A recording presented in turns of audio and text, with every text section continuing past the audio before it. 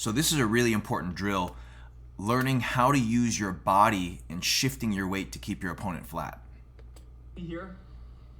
Okay.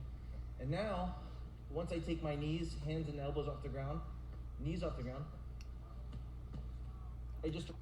So walking my feet in and keeping my hips up in the air is really important.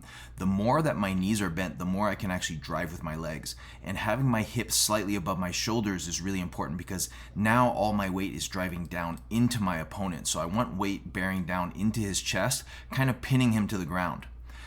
What's important about not using your hands to control your opponent is once you learn how to use your body to keep your opponent flat and control them, then you have your hands available to attack.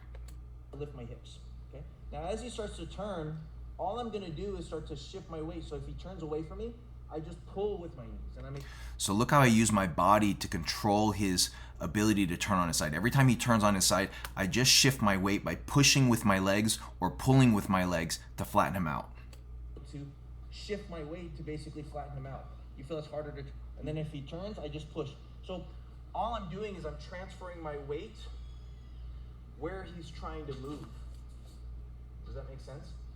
So every time he tries to move, what happens is it ends up costing him more. Every time he wants to move, it's not just him moving freely, because if he just needs to turn on his side, that's easy for him. It doesn't cost him anything.